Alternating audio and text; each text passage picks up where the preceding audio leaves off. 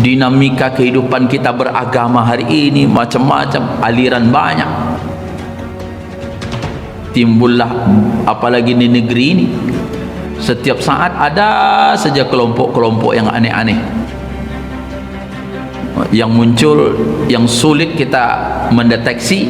Bahkan maaf, hampir MUI pun tidak bisa memberantas. Ada kelompok-kelompok kemarin yang masuk Istiqlal, ada Ghufran dan sebagainya. Masya Allah, yang bisa tiap hari bolak-balik Isra ke langit, entah langit mana, entah langit-langit rumah, saya pun tak tahu.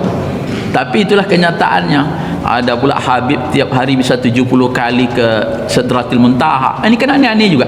Cuma begitu aneh yang pengikutnya juga.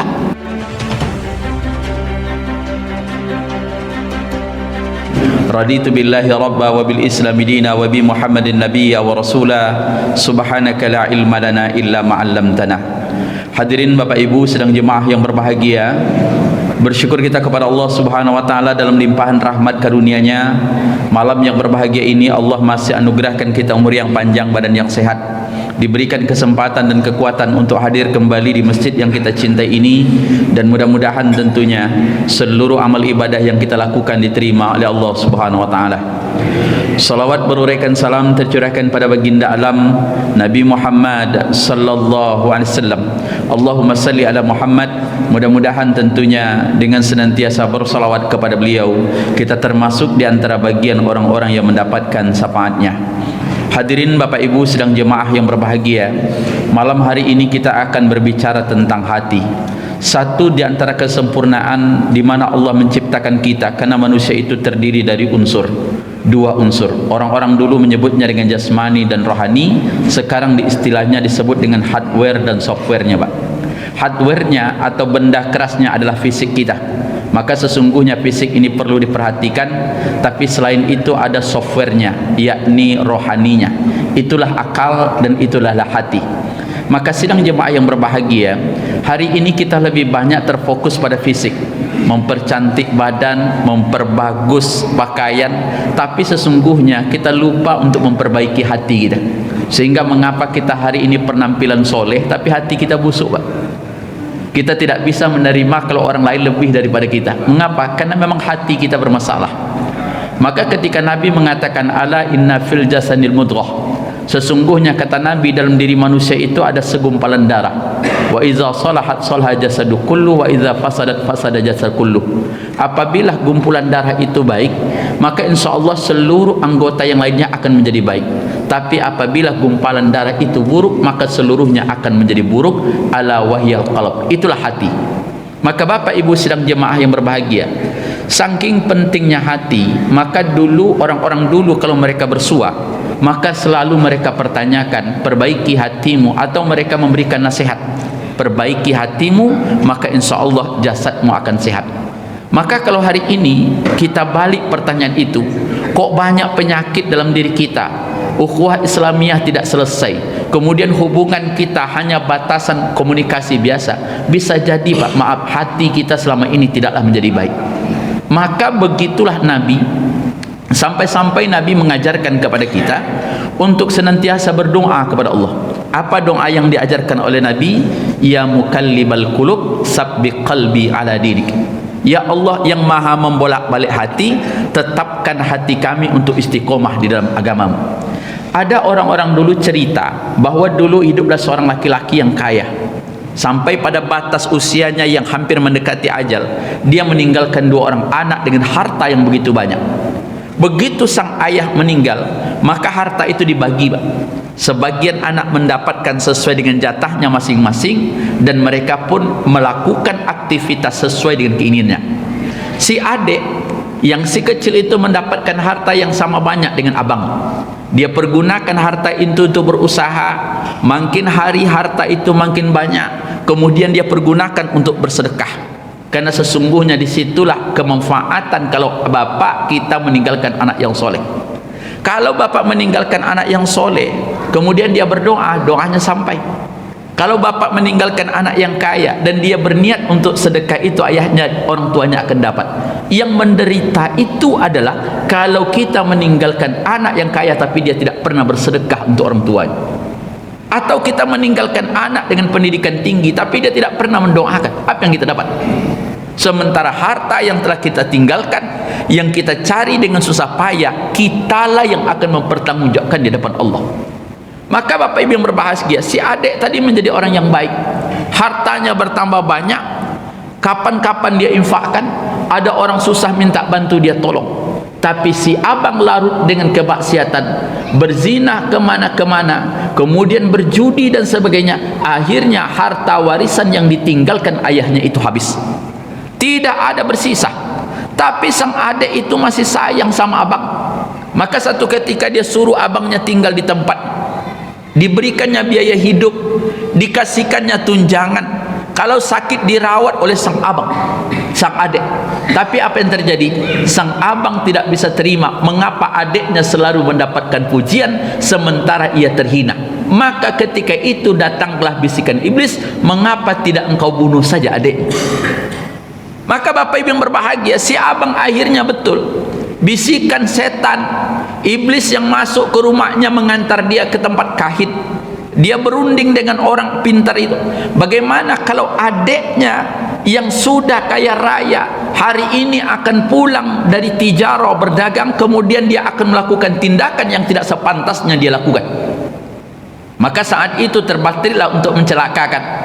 Maka begitu adiknya mendekati sampai ke tempat sang kahin atau dukun, maka dijampi-jampilah. Tapi Allah mentakdirkan lain, bukan adik yang kena, tetapi abang itulah sendiri yang mendapatkan musibah.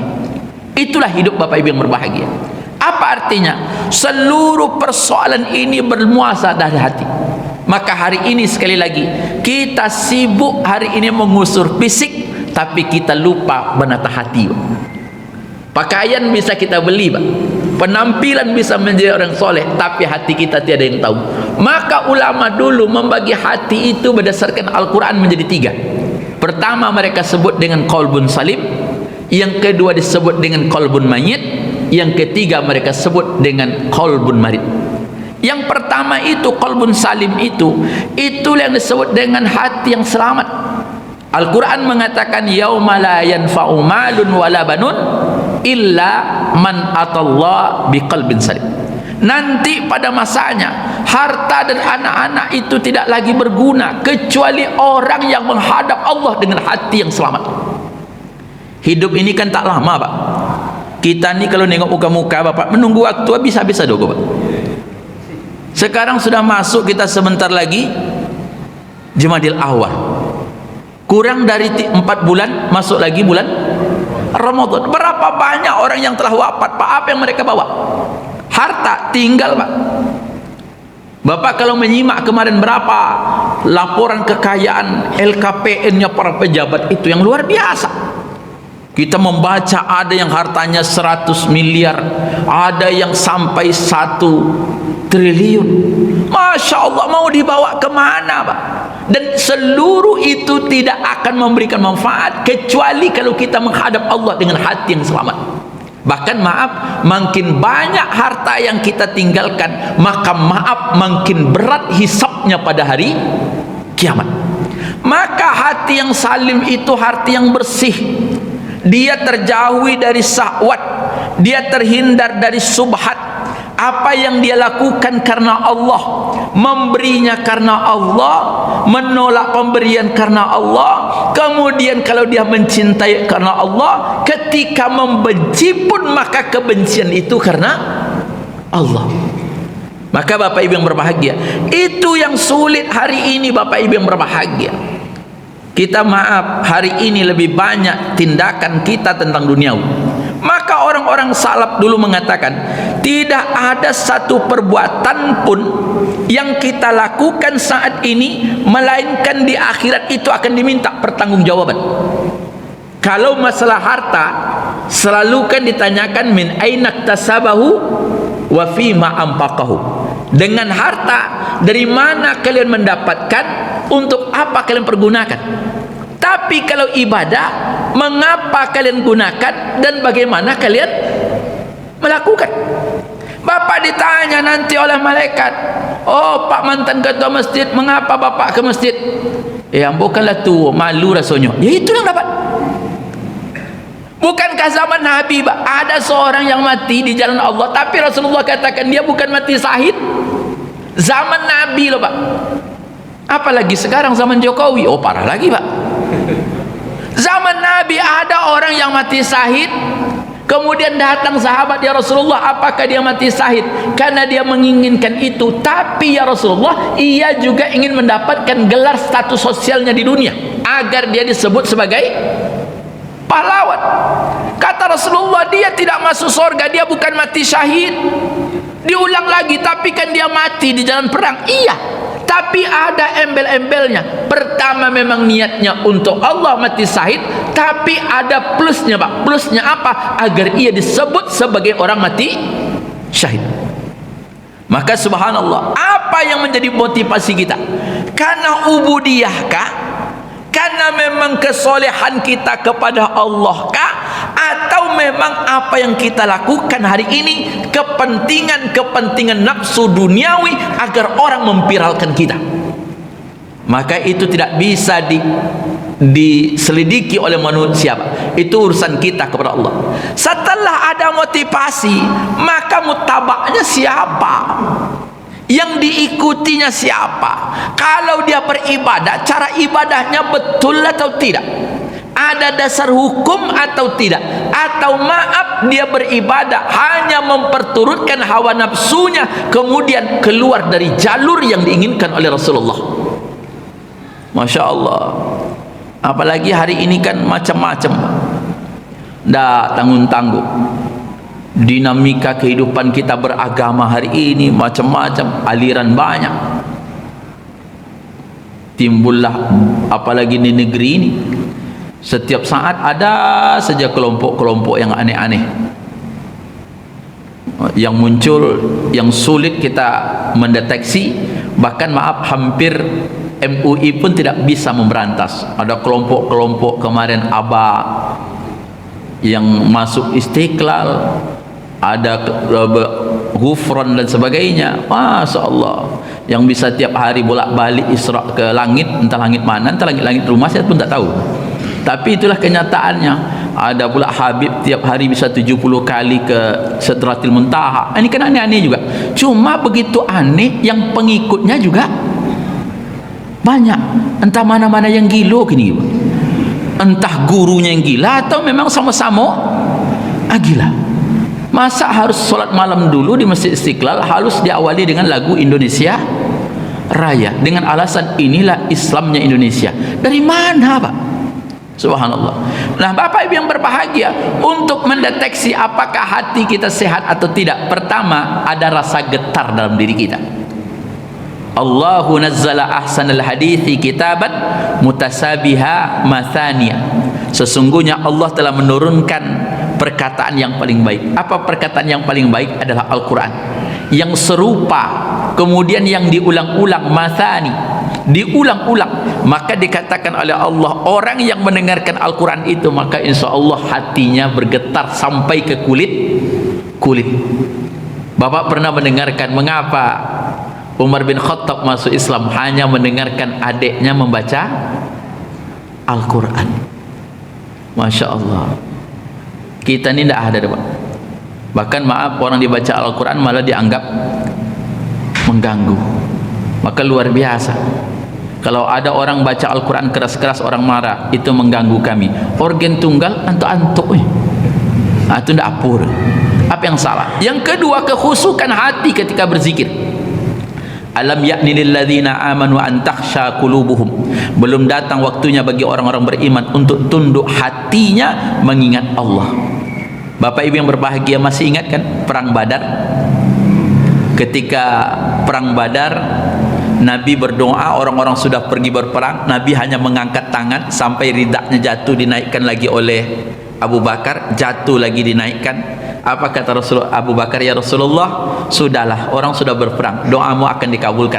Tapi begitu orang berperang, Nabi lebih terfokus pada Allah, sehingga maaf, dia terus meminta, ya Allah, ya Allah, sampai berkali-kali orang sudah berperang yang dia minta kepada Allah. Mengapa? Karena dia menyambung hatinya dengan Allah. Masya Allah. Kita tuh kapan khusyuk? Ketika musibah, Pak. Hari ini ibu masuk ke ruang operasi, itu 3 hari sebelum itu khusyuknya luar biasa tuh. Karena dibayangkan tertulis itu apa, Bu, maaf ya, tanda tangan kematiannya sudah. Itu khusyuknya luar biasa. Masya Allah. Tapi kalau hari-hari biasa sekarang, Masya Allah, dibaca oleh imam itu ayat pendek pun pengkiran kita tak kemana-mana pergi. Subhanallah. Ibu tanya, Pak Ustaz, bagaimana hati khusyuk? Bagaimana khusyuk? Gimana hati kita khusyuk kalau dia dalam keadaan sakit, Pak? Subhanallah. Khusyuk itu seperti bapak bawa mobil, Pak. Bapak bawa mobil kiri kanan tahu lampu merah, bapak sangat hati-hati, itu kan khusyuk. Salat memang kita menghadap Allah, fisik kita luar biasa, wajah kita ke kiblat, tapi hati kita entah kemana. Jangan-jangan, maaf, ke calon gubernur pula dia. Yang ketiga itu mendengarkan kebenaran. Waliya'lamal ladzina utul ilma annahul haqqu mir rabbik. Dan orang-orang yang telah diberikan ilmu meyakini Al-Quran itu adalah hak dari Tuhan mereka, dan mereka tunduk hatinya kepada itu. Maka orang yang hatinya itu bersih, dia akan menerima seluruh kritikan orang, bahkan kebenaran, walaupun hal itu disampaikan oleh anak kecil. Kadang-kadang, maaf, kita yang tua-tua ini agak mada-mada pula, sudah tidak pandai, ngerti sok pandai pula lagi. Subhanallah. Maka kalau ada orang berilmu, Pak, nak menunjukkan kalau ada ustaz itu berilmu, tolong tengok dia bisa tidak mendengarkan orang ceramah, Pak. Karena memang itu tabiat ustaz dia, Pak. Kami ustaz itu sok sombong, Pak. Coba lihat, ustaz itu nggak bisa mendengarkan orang ceramah karena dia sudah merasa. Maka kalau ada ustaz hadir di tempat orang ceramah, itu baru hebat. Subhanallah. Tapi kalau gurunya, dosennya, itu wajar, Pak. Subhanallah. Ada dosen yang terlambat S3-nya dan harus menyelesaikan, yang akhirnya muridnya yang menjadi dosen. Kalau dia dengarkan itu sesuatu yang luar biasa, dan itulah sebuah kebenaran dan ketundukan hati. Maka subhanallah, maka dulu orang-orang dulu luar biasa. Bahkan, maaf, kalau kita cerita tentang Imam Ahmad itu kan ahlinya hadis. Kalau ditanyakan di antara imam yang ada, murid yang paling banyak adalah muridnya Imam Ahmad. Tapi begitu muridnya Imam Ahmad banyak, dia menghilangkan diri, Pak. Ketika ditanya oleh orang, ya Imam Ahmad, mengapa engkau meninggalkan kami? Bukan saya meninggalkan kalian, yang saya takutkan ketika jumlah kalian banyak, maka setan membisikkan kepadaku kesombongan, maka saya nanti membanggakan di depan ulama lain bahwa murid saya lah yang paling banyak. Sekarang, maaf, ada ustaz sedikit aja jemaah tidak mau tibonya, sedikit jemaah. Subhanallah. Mengapa? Karena itulah sebuah kehidupan, Pak. Mengapa enggak terima kok muridnya sedikit? Maka dulu orang-orang sedikit muridnya, maka dia senang. Mengapa? Dia tidak viral. Ketika dia tidak viral, terpertanggungjawabkan kepada Allah, tidak seberat ketika menyampaikan di depan orang banyak. Yang tidak kalah penting, tanda orang yang hatinya sehat, mereka itu mendapatkan ketenangan. Huwallazi anzala as-sakinata fi qulubil mu'minin liyazdadu imanan ma'a imanihim. Dan Allah lah yang menurunkan ketenangan. Maka ibu bahagia. Tidak ada ketenangan itu kecuali hati, Pak. Orang sekarang galau itu disebut dengan stres. Obat stres itu healing. Makin healing, makin pusing. Apalagi ibu-ibu nih, yang sering jalan, ibu-ibu jangan sering-sering jalan, Bu. Ndak ibu-ibu nengok apa-apa gaya kok. Pai ibu berjalan mati gaya kok, ibu dikesal dia orang tu. Itulah bininya berjalan, lakinya mati. Sabar aja lah ibu, menjelang apa aku mati. Ndak kan lama apa aku mati kali, Bu. Jangan ibu tak ke mana-mana. Subhanallah. Saya, ada jemaah bertanya, Pak Ustaz, istri saya pergi nengok cucunya terus. 4 bulan ke Solo, 4 bulan ke Jakarta, nanti sudah mendekati puasa baru dia ke Pekanbaru. Gimana hukumnya, Pak Ustaz? Ya dosa. Kalau Pak Ustaz model tu, dan caraikan gitu. Perlu pula cucu pada laki lah, Pak. Hak kewajibannya pada siapa? Suami, Bu. Ibu kadang-kadang jalan izin Pak Ustaz, iyo tak apa aku tak paso bu. Pada membantau Pak Ustaz kan itu ya Pak. Daripada berkelahi Pak Ustaz, bang kami nanti ibu-ibu majlis taklim dapat promosi, dapat bantuan dari calon gubernur, kami jalan ya. Iya, kata apa kan jawaban? Kami jalan nanti ya. Jawabannya kan tidak ada pilihan Pak. Kami pai. Itu nasi ada di dalam apa tu dispenser.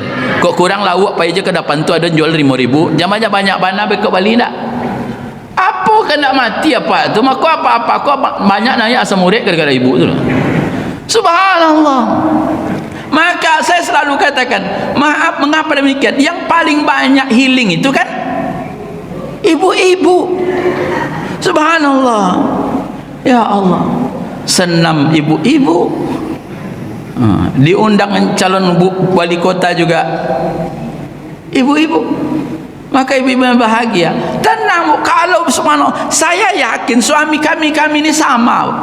Bapak-bapak ni orang-orang lemah bu. Ndak ibu tinggalkan nasi puasanya sehari bu. Jarang apa-apa tu mau belanja pergi ke rumah makan, duduk di rumah makan, nanti ditanya orang mana bini pak, lain pulau jauh. Daripada itu tahanlah. Maka subhanallah, senangkan, dapatkan ketenangan. Maka ketenangan itu letaknya bukan di objek wisata. Ketenangan itu tempatnya di hati. Kalau hati tenang, rumah yang kecil terasa indah Pak. Kalau bapak bicara dulu Nabi ketika dia di rumah Pak kecil, bahkan apa yang dikatakan oleh Hasan Al-Bisri, seandainya Nabi kami waktu itu mengangkat tangan kami tinggi-tinggi dan melompat sedikit, maka tangan kami ini akan sampai ke apa nama itu, plafon. Dulu loteng nama Pak, sekarang plafon. Loteng rumah Nabi begitulah indahnya. Maaf, rumah itu kecil, masing-masing istri Nabi itu dapat satu kamar, dan jumlah kamarnya 9. Ini Nabi Pak, bapak jangan praktekkan, tidak boleh. Itulah Pak, maaf kita. Tapi Nabi hanya mengatakan baiti jannati. Ketika Al-Wa'il datang ke rumah sepupunya Aisyah, mandang dia ke dapur Pak, apa dikatakan ya Aisyah, nampaknya sudah berganti bulan saya ini, nggak pernah saya menengok ada api di dapurmu. Apa kata Aisyah? Maaf, sudah beberapa pekan ini memang kami tak masak, karena tidak ada yang kami masak. Yang kami makan hanya kurma dan air putih. Beruntung kami punya tetangga yang kambingnya datang dan kami minum air susunya. Itulah yang kita nikmati. Begitu sederhananya tapi bahagianya luar biasa. Apa yang tak ada di rumah kita hari ini Pak? Subhanallah, lengkap WiFi super cepat 50 Mbps. Karena saking cepatnya, istri lalu punggung dia dok gawal. Ini sibuk pulonyo main sendiri. Laki nak mau kalah nonton pula debat calon gubernur di sebelah. Yang satu nonton, Masya Allah, komunikasi Pak, Masya Allah, luar biasa. Maka bapak ibu yang berbahagia. Kemudian apa? Tanda hati yang sehat itu, mereka berdebar, hatinya memiliki rasa simpati terhadap kaum muslimin yang senasib atau lebih susah daripadanya. Maka selalu dikatakan di dalam Al-Quran itu, walladzina ja'u min ba'dihim yaquluna rabbana ighfir lana wa li ikhwanina alladzina sabaku nabil iman. Dan mereka yang datang sesudah mereka, orang Muhajirin dan Ansar, mereka berdoa, ya Tuhan kami, berikanlah ampunan kepada saudara-saudara kami yang telah beriman. Bapak ibu yang berbahagia, kita ini hidup dengan latar ekonomi yang berbeda Pak. Saya hari Senin kemarin ketemu dengan seorang kawan namanya Pak Ruslan. Dia menjaga kebun sawit orang, dan dia kebetulan orang NTT Pak. Karena maaf, di beberapa perusahaan di tempat kita kan security-nya banyak orang Flores ya Pak, tapi ini orang Islam dia. Kebun di sebelahnya ada lagi orang kita dari Pulau Nias, saya tak tahu namanya, tapi yang sering kita cama panggil marganya. Begitu zuhur panas kan, listrik luar biasa.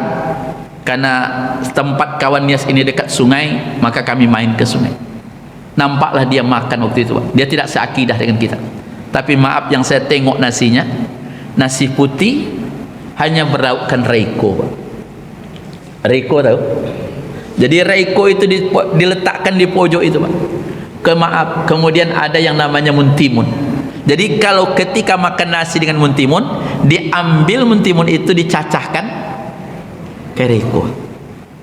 Saya meneteskan air mata menengok. Saya katakan, lain, apa yang kau makan? Ini Pak Haji, ini reiko, ini muntimun. Kok ini aja? Iya. Ya, itu yang dia makan, Pak. Walaupun tidak seakidah dengan saya kasihan nengok. Dia katakan, maaf, sekarang tidak ada berondolan, saya belum mendapatkan duit, sehingga mau tak mau cuma ini yang saya beli makan. Itu luar biasa. Maka saya katakan, ya Allah, orang seperti itu yang dimakannya, Pak. Kerja keras, kuat, banting tulang, padahal dia membutuhkan energi untuk bekerja. Yang dimakan hanya nasi putih campur reiko, kemudian untimun.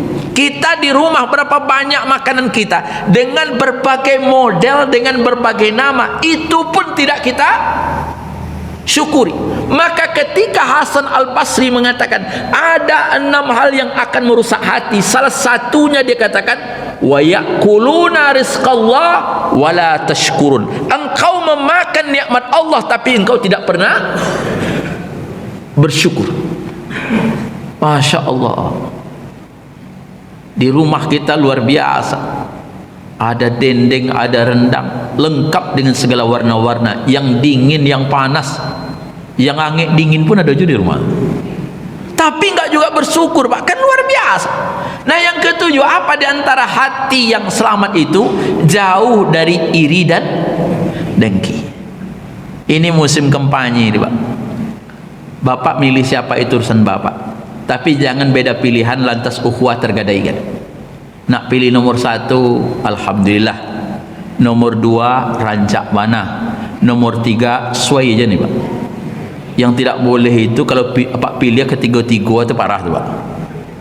Nak milih, jangan sampai karena beda pilihan, maaf, kita tidak bertegur sapa. Duduk pun mereka jadi gubernur, yang meminjam PT 100 itu yang sebelah rumah itu, Pak. Orang itu tidak tahu apa, kan tahunya, Masya Allah, orang itu kan luar biasa ya, nikmati saja lah, subhanallah. Dan saya menengok ketiga-tiga pasangan itu bagus, mereka memiliki komitmen bagaimana membangun negeri ini, kan luar biasa, Pak. Tinggal pilihan kita, calon wali kotanya pun luar biasa, Pak, sampai 5. Maka sekarang jalan tuh payah saya nak negur. Bilang gini salah juga, model gini salah, gini pun salah, Pak. Akhirnya kalau negur orang tangan ke belakang sekarang, Pak. Subhanallah, nggak bisa. Salah tegur, ini kawan awak nih. Subhanallah. Maka maaf, menengok orang, nggak usah iri. Oh, mereka tim sukses lah. Ada orang memasang spanduk depan rumah kita, kalau diizinkan pasanglah. Nggak akan merugikan kita. Kalau ada orang memasak, jangan kita ganggu, karena mereka sudah pakai modal. Itu kan luar biasa, Pak. Subhanallah, diundang datang, tidak diundang ya tidak masalah, ikuti saja. Maka jangan sesama kita. Kadang-kadang maaf, kita ini hanya permainan saja. Yang duduk di atas nanti sama-sama, ya seperti itu juga biasa saja. Nah, yang kedua apa tadi? Hati mati. Kalau hati mati ini kosong dari kebenaran, dia nggak mengenal Robnya. Orang mau lakukan apa terserahlah. Yang bagi dirinya bagaimana dia memperturutkan hawa nafsunya, syahwat menjadi komandan, hawa nafsu menjadi pimpinan, kebodohan menjadi supir. Dia tidak akan tahu dengan urusan apapun. Dan itu terjadi di tengah masyarakat kita. Mengaku dia seorang muslim tapi tidak pernah datang ke masjid. Survei terakhir itu mengatakan jumlah orang muslim yang sholat di Indonesia 38,9%. Anggap sajalah dibulatkan menjadi 40. Kalau seandainya orang Pekanbaru ini jumlah penduduknya 1.200.000, maka akan ada 450.000 orang ke masjid. Dan kalau itu diseriuskan, insya Allah masjid penuh, Pak. Satu rumah perwakilannya satu saja penuh, Pak. Tapi kenyataannya jauh panggang daripada api. Kapan orang ramai ke masjid? Kalau dia sudah mati dia datang. Maka ada orang mengatakan yang malu itu sesungguhnya waktu hidup tidak pernah datang ke masjid, baru ketika mati datang ke masjid. Itu pun banyak betul permintaannya kadang-kadang. ambulan yang terbaru, supirnya yang bagus, untuk apa pula guna ya? Allah, kuburan kalau bisa yang paling tepi jalan, yang dekat, tengok keluarganya yang paling dekat. Masya Allah. Nah, yang ketiga apa? Qalbun marid, hati yang sakit. Nah, ini yang paling banyak. Hati yang sakit itu seperti orang tarik tambang. Kadang-kadang dia mengulur, kadang-kadang dia tarik. Kadang-kadang kita ini dekat kepada Allah, belum datang azan sudah sampai. Belum lagi pengumuman hari Jumat, sudah duduk dia di depan. Tapi ada pula masa di mana hati iman itu melemah. Kadang-kadang maaf, dah selesai khutbah pun belum sampai. Itulah hati yang sakit. Maka dikatakan oleh Imam Syafi'i itu dalam pemahaman akidahnya Ahlussunnah wal Jamaah, al-imanu yazidu wa yanqus. Iman itu kadang bertambah, kadang berkurang. Yazidu bit ta'ah wa yanqul bima'asi. Iman itu bertambah dengan kebaikan, berkurang dengan kemaksiatan. Itu yang harus diberantas. Kadang-kadang ada masanya, maaf, ibu bapak selesai sholat maghrib di masjid, pulang ke rumah ada yang mengaji. Bahkan maaf, tidak hanya 1 lembar, 2 lembar pun dia selesaikan. Nanti jam 3 malam dia bangun, dia sholat tahajud, kemudian dia lakukan lagi. Begitu hebatnya. Tapi ada masanya, maaf, berhari-hari tidak ada dirinya membuka Al-Quran. Maka mengapa demikian Pak Ustadz? Karena maaf, dia terlampau banyak memakan racun iman, kemudian dia lupa menganggap racun iman itu sebagai obat. Maka Bapak Ibu yang berbahagia, nah inilah yang harus kita lakukan. Artinya kalau dipertanyakan mengapa hati itu menjadi sakit, pertama, terlampau cinta terhadap dunia. Nggak ada di antara kita tak cinta sama dunia ini, Bu. Cuma maaf, yang tidak diperbolehkan hubbud dunia. Karena kalau orang cinta terlampau dunia, maka konsekuensinya wa karahatil maut, maka dia takut akan mati. Maka dulu Aisyah mengatakan, "Ya Rasulullah, siapa yang tidak takut mati?" Kata Rasulullah, "Bukan begitu. Seorang mukmin kalau dia tahu mati, Allah memberikan manfaat dan memberikan kehidupan yang lebih baik, maka dia lebih menyukai mati daripada hidup." Maka ibu bapak yang berbahagia, kemudian yang tidak kalah pentingnya, apa yang membuatnya hati kita sakit ini? Mengutamakan syahwat daripada taat. Masya Allah, keinginan tak tanggung-tanggung banyak, betul. Ini itu, tapi maaf, akhiratnya dia abaikan. Kemudian apa? Tadi yang dikatakan terlampau banyak amal yang sia-sia, habis usia, Pak. Nabi mengatakan kuota usia kita kan akmaru ummati ma baina sitti ila sab'in. Kalau kuota umur kita, Pak, 60 tahun sampai 70 tahun. Di atas 70 tahun itu sedikit. Kalau seandainya kuota umur Bapak 60 tahun, sekarang 59, hati-hatilah tuh, Pak, tidak lama itu. Kuotanya kan sama, Pak. Mungkin di rumah kita kan punya wifi, Pak. Wifi itu ada unlimited. Pak Ustadz, ini wifi jatahnya unlimited, berapa saja pakai, tapi kuotanya 120. Nanti begitu menjelang akhir bulan, nanti dia melambat. Nah, melambat dia. Nanti kalau di awal bulan sudah bayar, cepat lagi. Nah, sekarang kuota hidup kita ini sudah melambat. Apa contohnya? Jalan lambe, mendanga lambe, sedekah pun lambe. Itu tidak lama tu, Pak. Dah mulai melambat tu, Pak. Tapi kalau anak-anak muda akan cepat, kuotanya sudah mulai melambat.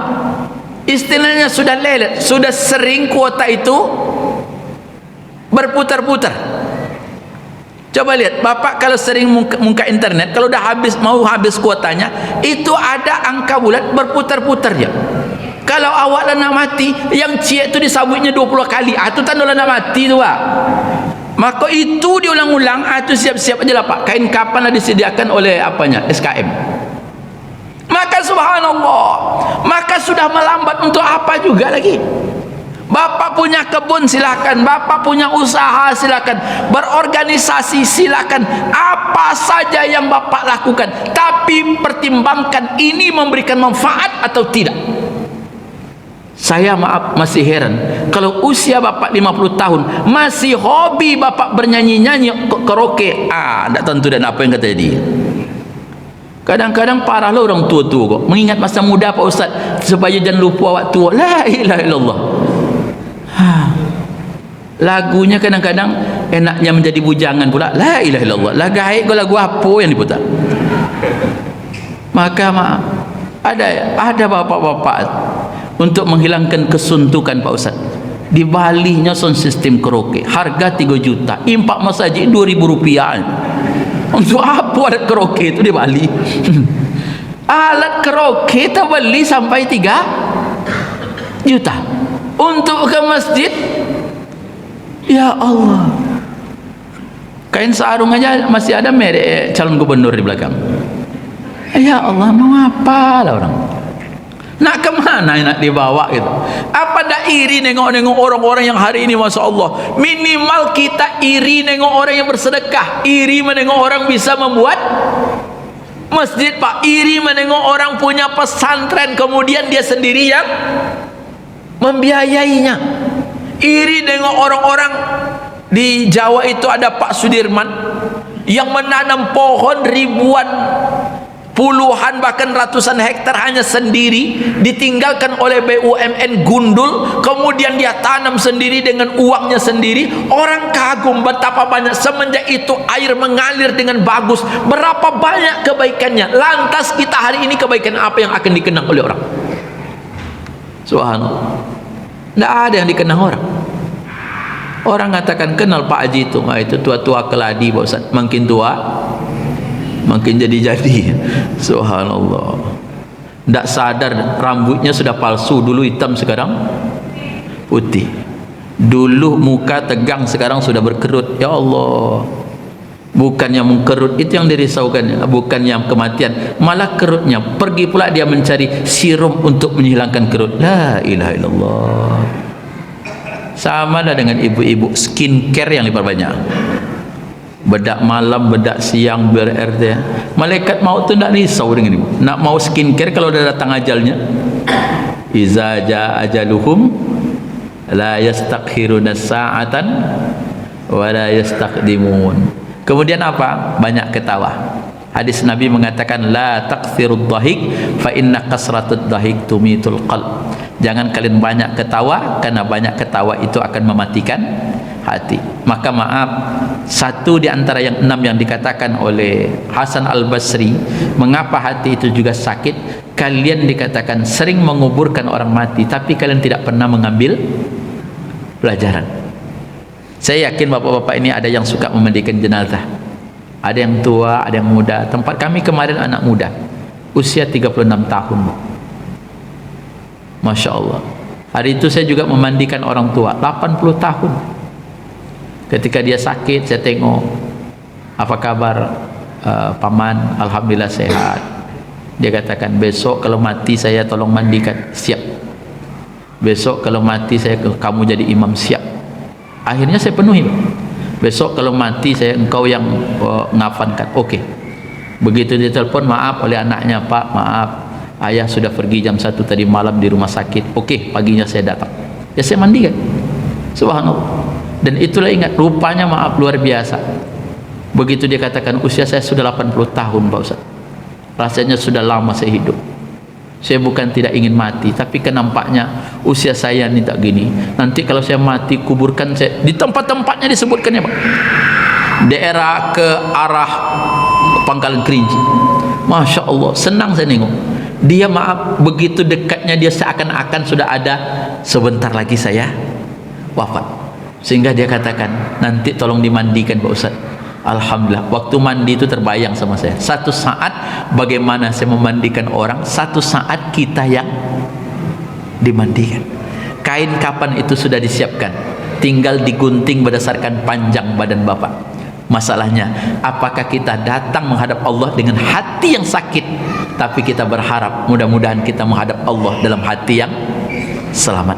Yauma la yanfa'u malun wala banun illa man atallah biqalbin salim. Mudah-mudahan ada manfaatnya. Assalamualaikum warahmatullahi wabarakatuh.